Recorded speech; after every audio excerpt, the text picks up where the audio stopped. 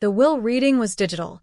My sister Lena in her sleek Manhattan apartment, me in my cramped rental, and between us, the lawyer's impassive face announcing our inheritances. To Lena Whitmore, the Burlington penthouse valued at $2.3 million. A pause, then, to Calla Whitmore, the family farmhouse in rural Vermont. My sister's smirk said everything. She'd gotten the prize while I'd received the burden. Another victory in our lifelong, uneven competition. What none of us understood then was that beneath that tumbledown farmhouse lay secrets my father had buried for decades. Secrets worth killing for. Secrets that would reveal why I'd always felt like an outsider in my own family. They'd all underestimated me, my sister, my husband, even my father from beyond the grave. But the old house knew who I really was. And as I turned the rusted key in that forgotten lock, something long dormant in my blood began to stir, whispering of betrayal, birthright, and a reckoning long overdue. Just before we get back to it, I'd love to know where you're watching from today, and if you're enjoying these stories, make sure you're subscribed. The lawyer's face on my laptop screen looked uncomfortable as he cleared his throat. I could see my sister Lena in her own video box, perfectly coiffed as always, a hint of a smile playing at her lips. I tugged at my cardigan sleeve, already knowing how this would go. And to my eldest daughter, Lena Whitmore, I leave our Burlington penthouse apartment and all its contents, valued at approximately $2.3 million. Lena's smile widened. She flicked her blonde hair over her shoulder, a gesture I'd seen 1,000 times growing up. The lawyer continued, barely pausing. And to my younger daughter, Calla Whitmore, I leave the family farmhouse property in Hiddenvale, Vermont, along with its surrounding 5 acres. I blinked at the screen. The farmhouse? That ancient, rotting place my father had refused to even talk about? I hadn't been there since I was 7. This concludes the reading of the will, the lawyer said, shuffling papers. Are there any questions? Lena spoke first. No questions. Thank you for your time. Her voice was honey-smooth, confident. She looked directly at me through the screen. Congratulations, little sister. Quite the inheritance. The sarcasm wasn't subtle. The penthouse versus a decrepit farmhouse. It wasn't hard to see who'd gotten the better deal. Again. After the call ended, I sat motionless at my kitchen table. Memories flooded back. Lena's dance recitals with my parents beaming in the front row, while my art shows went unattended. Lena's straight-A report cards on the refrigerator, while my creative writing awards gathered dust in a drawer. Lena, polished and driven. Me, awkward and dreamy. The golden child and the afterthought. I was still sitting there when Damien came home. My husband's expensive cologne announced his arrival before he walked into the kitchen. So, he asked, loosening his tie. What did dear old Dad leave you? A farmhouse in Vermont, I said quietly. In Hiddenvale. Damien laughed, actually laughed. A farmhouse? What are you supposed to do with that? Let me guess, Lena got something actually valuable? The penthouse. Of course she did. He opened the refrigerator, his back to me. So, what's this farmhouse worth? Can we sell it? I don't know. I haven't been there since I was a kid. It was pretty run down even then. Damien turned, his expression hardening. Great. So, he left you a worthless money pit while Golden Girl Lena gets a multi-million-dollar property. Classic. He grabbed a beer and slammed the refrigerator door. This is just like you, Calla. Always settling. Always accepting whatever scraps they throw your way. What was I supposed to do? Demand more at the will reading? You've been demanding nothing your entire life, and look where it's gotten you. He gestured around our modest apartment. 34 years old, and what do you have to show for it? A part-time job at a bookstore. No ambition. No backbone. The words stung because they echoed my own darkest thoughts. I'd spent my life trying to please people who could never be pleased, including the man standing before me. Maybe I'll fix up the farmhouse, I said, surprising myself. Make something of it. Damien snorted. You? You can barely hang a picture frame. He took a long drink of his beer. You know what? Maybe you should go there. Figure things out on your own for once. Because I'm tired of carrying someone who won't carry herself. What are you saying? I'm saying don't come back until you've built something on your own. Prove you're not just a passenger in your own life. The words hung in the air between us. 15 years together, and it had come to this, an ultimatum over an inheritance I never asked for. 2 days later, I loaded a single suitcase into my car. Damien watched from the doorway, arms crossed, as if guarding against the possibility I might change my mind and stay. But as I pulled away, all I felt was a strange mixture of humiliation and something else, something that felt dangerously like relief. The drive to Hidden Vale took nearly 4 hours. The GPS lost signal as I turned onto the unmarked dirt road leading to the property. Ancient maples formed a canopy overhead, their leaves just beginning to show hints of autumn gold. The farmhouse appeared around a bend, a 2-story colonial with peeling white paint, sagging front porch, and overgrown yard. A strange lump formed in my throat. This was mine now. This beautiful, broken thing. I parked and just stared at it for a while. The roof needed work. The porch steps looked unsafe. Ivy had claimed one entire side of the house. Behind it stood a large, weathered barn and a small shed with a rusted padlock. I had no memory of that shed. When I finally got out of the car, the silence was absolute. No traffic noise, no neighbors, no Damien telling me what I was doing wrong. Just birds and wind through leaves. I took a deep breath of the clean mountain air and felt something inside me unclench for the first time in years. The front door key was old and heavy in my hand. It turned with a reluctant groan, and I stepped inside to dust, cobwebs, and the smell of neglect. But underneath was something else, with smoke, old books, perhaps even a trace of baking bread. The ghosts of what this place had once been. I walked through downstairs rooms filled with sheet-covered furniture and up a creaking staircase to find 4 bedrooms. One still had a child's wallpaper, faded carousel horses that seemed oddly familiar.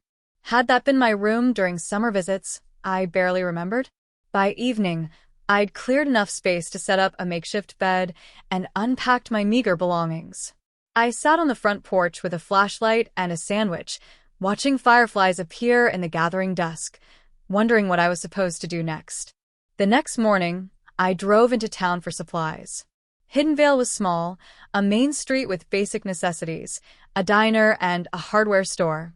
As I walked from shop to shop, I noticed people staring. Not the friendly curiosity you might expect in a small town, but something more guarded. One older woman actually crossed the street when she saw me coming. At the hardware store, I was struggling to figure out what I needed when a deep voice behind me asked, "You're a Whitmore, aren't you?" I turned to find a tall man with broad shoulders, dark hair streaked with gray, and the kind of weathered face that spoke of outdoor work. He wore a flannel shirt with the sleeves rolled up, revealing forearms covered in intricate tattoos. I guessed him to be in his mid-40s. "Yes," I said, cautious. I'm Calla Whitmore. Something flickered in his blue eyes. Recognition? Wariness? "Ezra Bell," he said, not offering his hand. "You've inherited Margot's place." "My father's farmhouse, yes." His mouth tightened slightly. "That house needs a lot of work. Roof's bad. Probably got water damage. Foundation might be compromised." "Are you a contractor?" I asked. "Carpenter." He paused. "I can take a look if you want. No charge for an assessment." I should have felt relieved at the offer of help, but something in his manner made me hesitate. "Why would you do that?" "Let's just say I've got history with that property." He handed me a business card. "Call if you want me to stop by." After he left, the cashier leaned over. "Be careful with that one," she whispered. "Ezra Bell keeps to himself for good reason." Back at the farmhouse, I managed to get the electricity working and spent the afternoon clearing cobwebs and dust. As evening approached, I tackled the living room, moving furniture and rolling up a stained rug. That's when I noticed it, one floorboard that didn't quite match the others. I pried it up with a screwdriver and found a small leather-bound book wedged in the space beneath. The journal was old, its pages yellowed. Inside, handwritten entries dated back to the 1970s. The first page bore only the initial M and a quote, The truth outlives its keeper. I read until my eyes grew tired, piecing together that M was a woman named Margot, the same name Ezra had mentioned. She wrote about the beauty of the seasons, her garden, and something called the Vermont Agreement that appeared multiple times without explanation. One entry sent a chill through me. April 18th, 1979. They'll try to erase me, but this land remembers. The agreement ensures what's mine stays mine. Blood speaks louder than paper. One day, someone will come who understands. Blood calls to blood. I closed the journal, suddenly aware of how dark the house had grown around me. Blood calls to blood. The words echoed in my mind as I tried to remember if I'd ever heard anyone in my family mention someone named Margot. The name stirred something deep and distant, like a half-forgotten dream. That night, I dreamed of a woman with my eyes, standing in the garden behind the house, watching me through time. The next morning, I called Ezra Bell. He arrived an hour later in a battered pickup truck, tools rattling in the bed. "Place looks worse than I remembered," he said by way of greeting, staring up at the sagging roofline. "Can it be fixed?" I asked. His eyes met mine. "Anything can be fixed. Question is whether it's worth fixing." "It's worth it to me." He studied me for a moment, then nodded. "We'll start with the roof. Can't do anything else if rain's getting in." I followed him as he inspected the house, making notes and occasionally pointing out problems. The foundation was actually solid, but the roof needed immediate attention, along with the front porch and some rotted window frames. "I can't afford to hire a full crew," I admitted when he finished. "Wasn't offering one," he said. "Just me. And you'll help." "Me? I don't know the first thing about construction." "You'll learn." His expression softened slightly. "Look, I've got another job finishing up this week. I can start here next Monday. In the meantime, clear out anything you don't want to keep. And stay off that porch until I brace it." Over the next few days, I sorted through decades of abandoned possessions. Most were worthless: mouse-chewed linens, outdated appliances, broken furniture. But occasionally I found treasures: hand-stitched quilts, a collection of vinyl records, and beautiful old tools in the barn. On Friday night, I was removing peeling wallpaper in the dining room when I discovered something behind it: dozens of letters pressed flat against the plaster. They were addressed to Margot Whitmore from various dates in the 1970s. One caught my eye, postmarked 1977, from a law firm in Burlington. "Ms. Whitmore, we regret to inform you that without the original document, we cannot pursue your claim regarding the inheritance betrayal you described. The altered deed appears legally sound without evidence of tampering. As for your other concern, we strongly advise against searching for what you believe is hidden beneath the roots, as unauthorized excavation could result in trespassing charges. If you locate the original Vermont Agreement, please contact us immediately. Sincerely, Blackwood and Moss, attorneys at law." Inheritance betrayal? Hidden beneath the roots? The Vermont Agreement again. I carefully removed all the letters and added them to Margot's journal, which I'd been reading each night. The entries painted a picture of a passionate, nature-loving woman who'd fought some unnamed injustice. She mentioned him frequently with clear bitterness, but never by name. On Sunday, my phone rang. "Lena, how's the shack?" she asked, not bothering with the greeting. "It's a farmhouse, not a shack." "Whatever. Listen, I've been thinking. That place must be a nightmare for you. I'm willing to buy it. $20,000. You can come back to civilization and start over." I thought about the journal, the letters, the mystery unfolding around me. "It's not for sale." "Don't be stupid, Calla. What are you going to do out there all alone? Play farmer? You can barely keep houseplants alive." "I'm figuring it out." I surprised myself with how steady my voice sounded. "Well, don't come crying to me when you fail." Again. She hung up. Ezra arrived Monday morning with lumber and roofing materials. We fell into an unexpected rhythm over the following weeks. He taught, I learned. He showed me how to tear off old shingles, replace rotted wood, lay new roofing. My soft hands grew calluses. My arms strengthened. At first, we barely spoke beyond necessary instructions, but gradually that changed. "You're not what I expected," he said one afternoon as we worked side by side. "What did you expect? Someone more like your father." "You knew my father?" Ezra was silent for a long moment. "I worked for your family's estate. Groundskeeper, handyman. Years ago." "I don't remember you." "You wouldn't. You were young. And I didn't last long." His tone made it clear the subject was closed. That evening, an old woman appeared at my door. She was tiny, with silver hair in a long braid and sharp, assessing eyes. "You're Margot's blood," she said without introduction. "I see her in your face." "I'm Calla Whitmore," I said, confused. "Who are you?" "Gilly Winters. Margot and I were friends." She peered past me into the house. "You've been changing things. Fixing things." She shook her head. "Some things are better left broken. Secrets buried don't want to be found." "What secrets?" "Did you know Margot well?" "Since girlhood. I was here at the end, too." Her expression darkened. "Your father made sure she died with nothing." "My father? What did he do to her?" Gilly's mouth set in a firm line. "Not my place to tell. But hear me, girl. There's danger in digging up the past. The Whitmore name isn't loved in these parts. Be careful who you trust." With that cryptic warning, she left. That night, I was awakened by a sound from outside.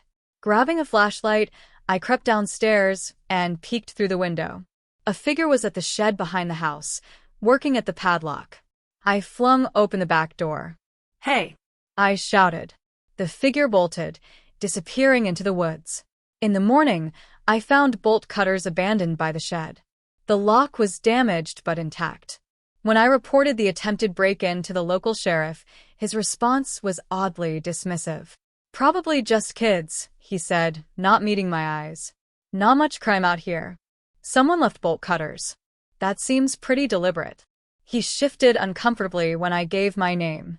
"Look, Ms. Whitmore, I'll have a deputy drive by occasionally, but there's not much else we can do." When I mentioned the incident to Ezra, his reaction was immediate. "What's in that shed?" "I don't know. It's locked." "We should find out." His tone was urgent. We broke the padlock that afternoon. The shed was mostly empty except for gardening tools and empty plant pots. But Ezra immediately went to a section of flooring in the corner. "Help me with this," he said, prying up floorboards to reveal dark soil beneath. We dug down about 2 feet before hitting something solid, a small rusted safe. "How did you know this was here?" I asked as we hauled it out. Ezra's face was grim. "Because I helped bury it." The safe sat between us on the porch, caked with dirt and decades old. Ezra looked at it like it might bite. "Whose is it?" I asked. "Margot's," he said quietly. "Your father ordered me to bury it after she died. Said it was full of her crazy ravings. Nothing more." "And you did it?" "Just buried her things." His jaw tightened. I was 23, needed the job. But I marked the spot. Always thought someone should find it someday. It took us hours to open the safe, WD-40, careful manipulation, and finally brute force with a crowbar. Inside were stacks of documents. Land deeds, letters, old photographs.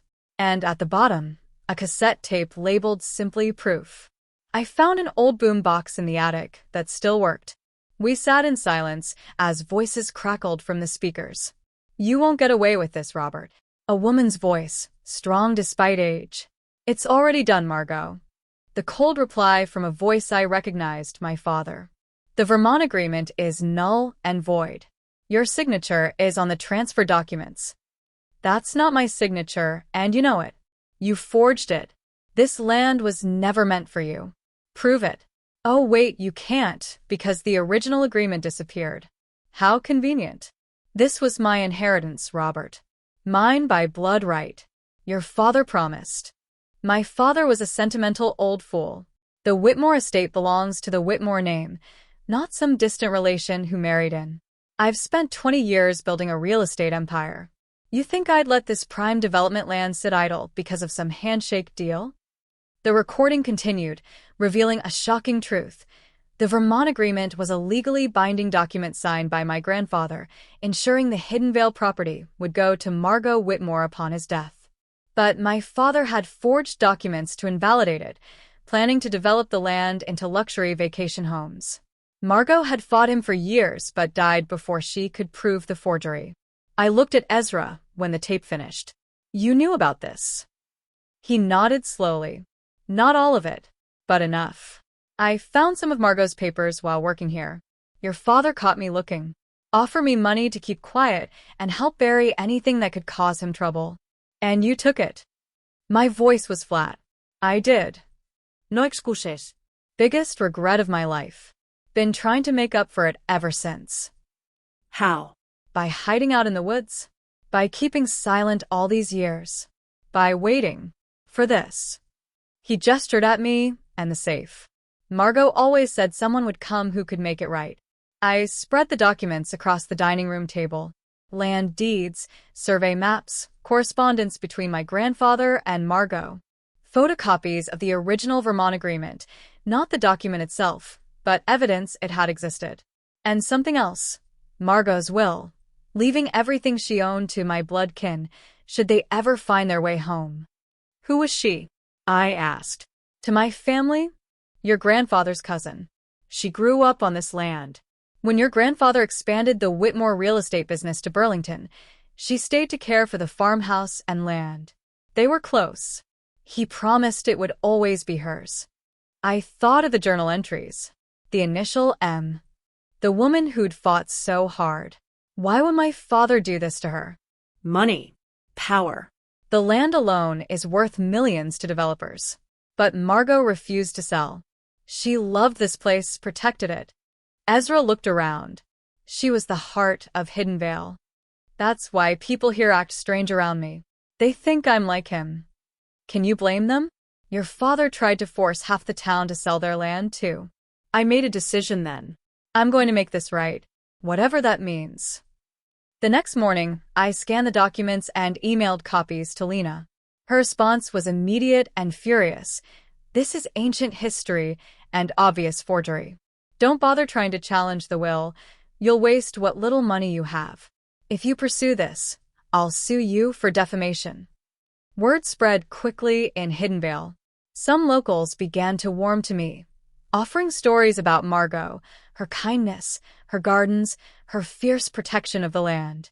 Others remained distant, skeptical of any Whitmore. Gilly returned a week later.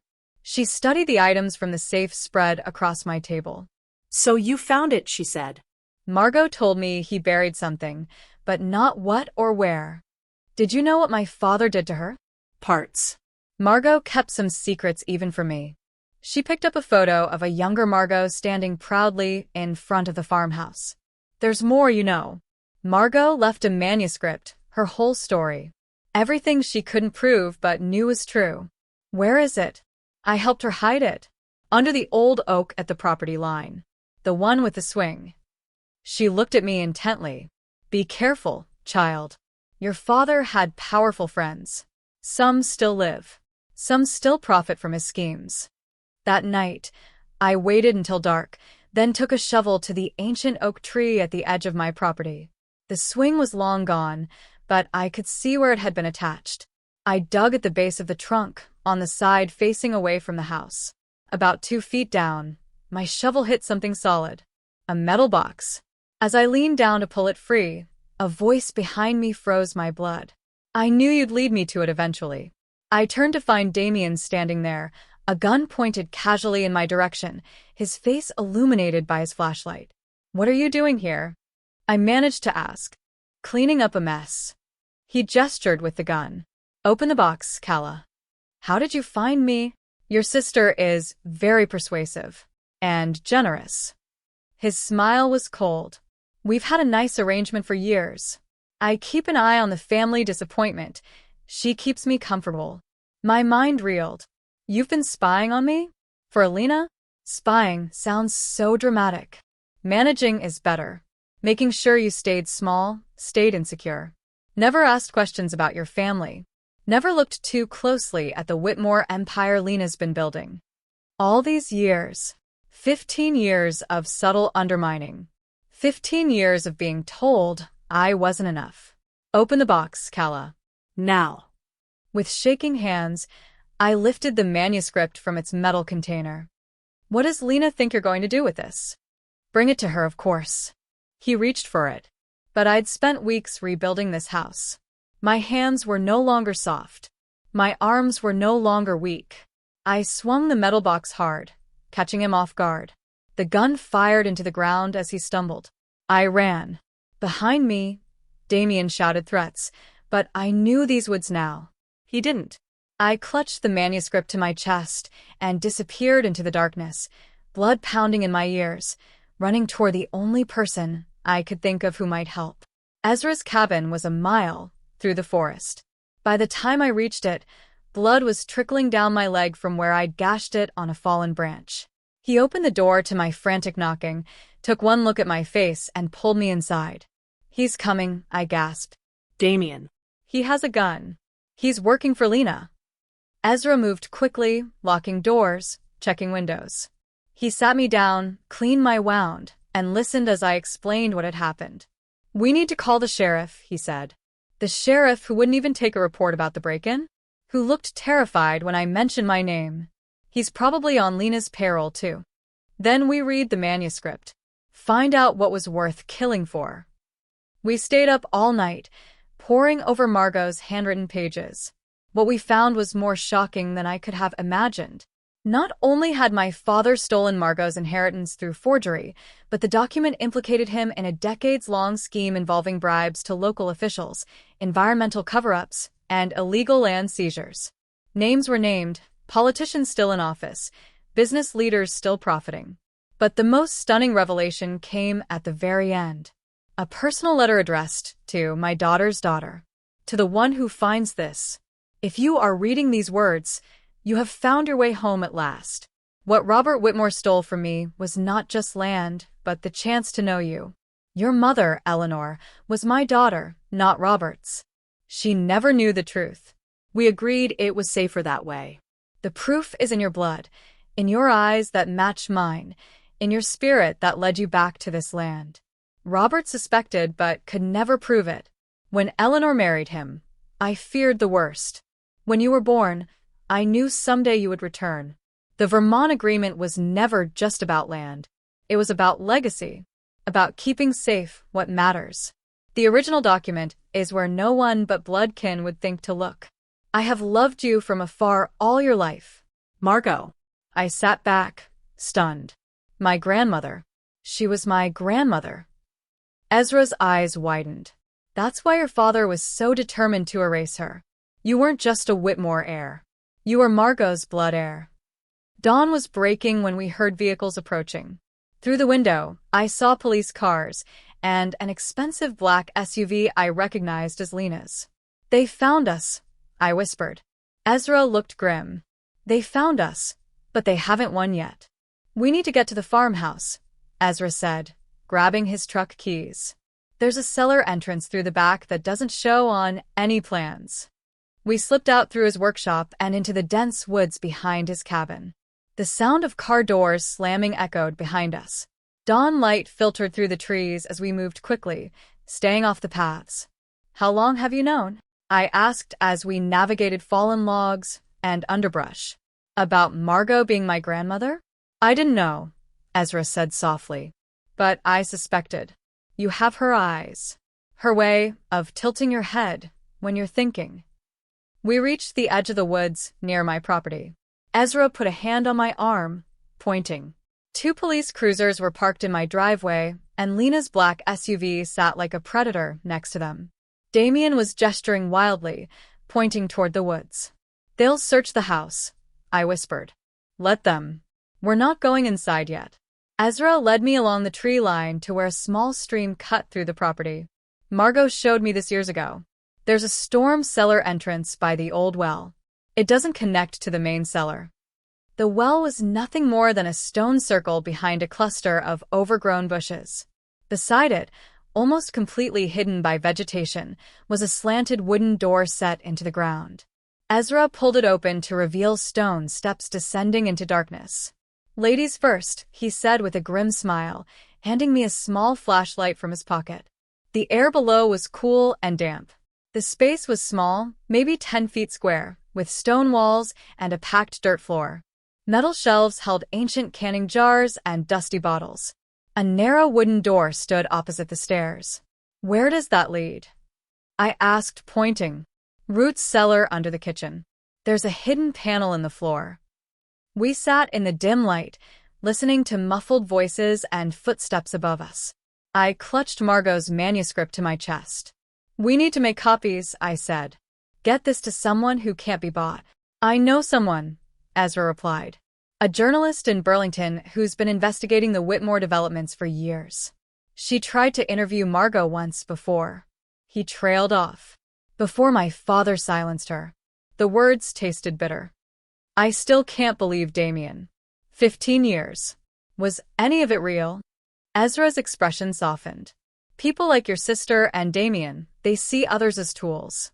Means to an end." "And what do you see?" I asked quietly. He held my gaze. "I see Margot's granddaughter. Finally home." A sudden crash above made us both freeze. Heavy footsteps moved across the kitchen floor. "Where is she?" Damien's voice, tight with anger. "Mr. Evans, please." An unfamiliar voice. One of the officers, presumably. "We're conducting a legal search. If your wife is trespassing..." "She's not trespassing. This is her property." Lena's voice now, sharp and commanding. "And she's stolen valuable family documents. I want them recovered immediately." "You mean the documents proving your father forged Margot's signature?" I whispered to myself. "The ones showing how he bribed officials and stole her land?" Ezra touched my arm, signaling silence. We waited as the search continued, listening to drawers opening, furniture moving. Finally, the voices receded. "They're checking the barn," Ezra whispered. "Now's our chance." We slipped through the door into the root cellar, then up through the hidden panel into the kitchen pantry. The house was a mess, drawers emptied onto the floor, furniture overturned, even the wallpaper torn in places. "They're looking for the original Vermont agreement," I realized. Margot said it was where only blood kin would think to look. "Any ideas?" Ezra asked. I closed my eyes, thinking of Margot's journal entries. The carousel horses on the bedroom wallpaper. The way she'd written about the land, the house, the changing seasons. "The garden," I said suddenly. She wrote about planting things to mark the seasons. What if she meant it literally? Outside, voices carried from the barn. We had minutes at most. "What are we looking for?" Ezra asked as we crept out the back door toward the overgrown garden. "I don't know exactly. Something planted. Something that would last." The garden was wild now, but I could see the bones of what had once been a beautiful space. Stone pathways, raised beds, a small pond choked with reeds. In the center stood an ancient rose bush, its woody stems twisted with age, a few late blooms still clinging to the branches. "The roses," I breathed. In her journal, she wrote about planting roses for Eleanor, my mother. I began digging at the base of the rose bush, fingers clawing through soil until they hit something solid. A metal box, similar to the one that had held the manuscript, but smaller. Inside was a plastic bag containing a single document, yellowed with age but perfectly preserved. The Vermont agreement, with my grandfather's signature and Margot's, dated 1958. "Got you," I whispered. Well, well. Damien's voice came from behind us. "Digging in the dirt again, Calla? Always were good at getting your hands dirty." I turned to find him standing at the garden entrance, gun pointed casually in our direction. Behind him, Lena emerged from around the corner of the house. "I'll take that," she said, gesturing to the document in my hands. "It's not yours," I replied, standing my ground. "It never was. This land belonged to Margot. My father stole it from her." "Spare me the dramatics," Lena said, stepping closer. "Our father built something from nothing. This backwater property was wasted on that old woman."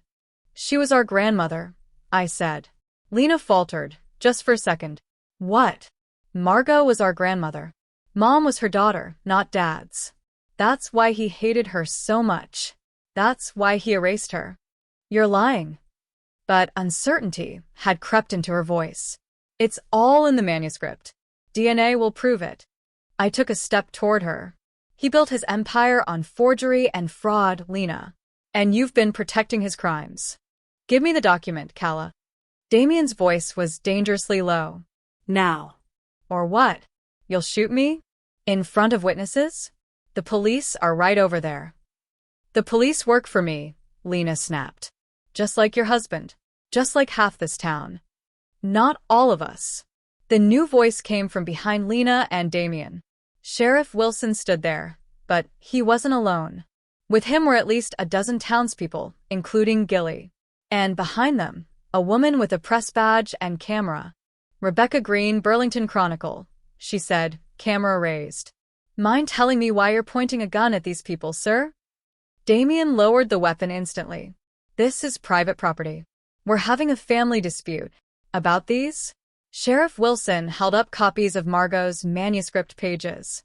Ms. Winters brought these by my office this morning. Mighty interesting reading. Lena's composure cracked. Those are fabricated, obviously. Maybe, the sheriff allowed. But they name names. Dates. Amounts. Enough for a proper investigation. He turned to me. Ms. Whitmore, is that the original agreement? I nodded, holding it up. I'll need that as evidence. Evidence of what? Lena demanded. Fraud. To start with, the sheriff replied. Maybe conspiracy. Depends what else we find once people start talking. He gestured to his deputy. Mr. Evans, I'll take that weapon now. As Damien surrendered his gun, looking shell-shocked, Lena pulled out her phone. This is ridiculous. My lawyers will have this sorted out by dinner. Maybe, I said quietly. But the story's already spreading. How many people will talk once they know they're not alone? How many secrets can your money bury? For the first time in my life, I saw fear in my sister's eyes. The weeks that followed passed in a blur of depositions, legal meetings, and press inquiries. The Burlington Chronicle ran a front-page exposé. Whitmore empire built on fraud, decades of corruption exposed. Rebecca Green, the journalist Ezra had contacted, dove deep into the story, uncovering more than even Margot's manuscript had revealed. 2 state senators and a judge resigned. 4 local officials faced criminal charges. Lena's phone records showed calls to Damien going back to before our marriage, 15 years of manipulation and surveillance, all to keep me from discovering my true heritage. Through it all, I kept working on the farmhouse. The physical labor grounded me as my world tilted on its axis. Ezra was there daily now, not just for repairs, but as a steady presence amid the chaos. You don't have to stay, I told him one evening as we sat on the newly rebuilt porch. Your part in this is done. Is it? He looked at me thoughtfully. Feels like it's just beginning. DNA tests confirmed what Margot's letter had claimed. I was her biological granddaughter. My mother had been her daughter, not Robert Whitmore's. The revelation left me questioning everything about my identity, my childhood, my very sense of self. Did my mother know? I asked Gilly one afternoon as we sorted through old photographs Gilly had brought over. Pictures of Margot throughout her life. I don't think so, Gilly said, handing me a photo of a young Margot standing beside a woman who looked startlingly like me. Margot and your mother agreed it was safer if Eleanor believed she was Robert's daughter. He was a powerful man, dangerous when crossed. And my mother and Margot, they were close? Gilly hesitated. They had a complicated relationship. Eleanor loved her mother, but she also loved Robert, or who she thought was her father. When he turned against Margot, Eleanor was caught in the middle. She chose him, I said quietly. She chose what seemed safe. Gilly touched my hand. Don't judge her too harshly. She was very young and Robert was very convincing. By the time she realized her mistake, she was trapped in his world. But she brought me here as a child. I remember now, the carousel wallpaper, the garden, the swing. She wanted me to know this place. She did what she could. Small rebellions. Gilly smiled sadly. Margot got to meet you a few times. Those were her happiest days. The legal battle intensified. Lena's lawyers challenged everything, the authenticity of the Vermont agreement, the DNA results, Margot's manuscript. But as more people came forward with their own stories of Robert Whitmore's misconduct, her position weakened. Then came the day I'd been dreading, facing Damien in court. He looked smaller somehow, sitting at the witness table. The confident, commanding man who had belittled me for years was gone, replaced by someone defensive and diminished. It was just business, he insisted when questioned about his arrangement with Lena. Calla was never supposed to get hurt. Yet you married her under false pretenses, my attorney pointed out. Maintained that deception for 15 years. Deliberately undermined her confidence and independence, all while reporting her activities to her sister. I cared for Calla, Damien protested, looking at me. That part wasn't fake. I stared back, unmoved. Was it caring when you pointed a gun at me? He had no answer for that. Outside the courthouse, reporters clamored for statements. I'd avoided them until now, but something in me had shifted. I stood on the steps beside my attorney, Bernice Tomlinson, a retired lawyer who had once fought against my father and lost her license for supposedly fabricating evidence. The Whitmore name has cast a long shadow over this community, I told the cameras. Today, we begin to step into the light. This isn't about money or property. It's about truth. It's about restoration. That evening, Ezra found me sitting by Margot's rose bush. You did well today, he said, settling beside me on the ground. I didn't do anything. Margot did it all years ago. She left breadcrumbs for me to follow. She left them, but you had to be brave enough to follow. He was quiet for a moment. What will you do if you win? With the properties, I mean. I'd been thinking about that for weeks. The Burlington Penthouse will be sold. The proceeds will go to a foundation for affordable housing, environmental protection. Things Margot would have supported. I looked around at the farmhouse, the garden slowly coming back to life under my care. This place stays as it is. A home. A week later, the court made its ruling. The Vermont agreement was valid. Robert Whitmore's property transfers were deemed fraudulent. The penthouse and several other properties would revert to the newly established Margot Whitmore Foundation. The farmhouse and its land were legally mine. Lena didn't attend the final hearing. According to her assistant, she'd left for Europe the previous day, no return date planned. Her empire was crumbling, her reputation in tatters. I felt no triumph, only a strange, quiet peace. That night, I dreamed of my mother and Margot, standing together in the garden, watching me with identical eyes. Fall gave way to winter, and the farmhouse transformation continued. With the legal battle settled, I focused on honoring Margot's legacy. The bones of the house were sound now, roof repaired, windows replaced, porch rebuilt. But it wasn't just a restoration, it was a reimagining. What do you think about converting the barn into living quarters? I asked Ezra one snowy December afternoon as we reviewed plans at the kitchen table. Guest rooms, maybe a small library? Thinking of taking in boarders? He asked, eyebrow raised. Not exactly. More like a retreat. For writers, artists, people who need space to create. He nodded slowly. Margot would have liked that. Our working relationship had evolved into something neither of us had named yet. He still came every day, but now he stayed for dinner. Sometimes we talked late into the night about Margot, about the town's history, about the future. The media attention had mostly faded. Occasionally a reporter would call for follow-up, especially as the criminal cases against former officials progressed.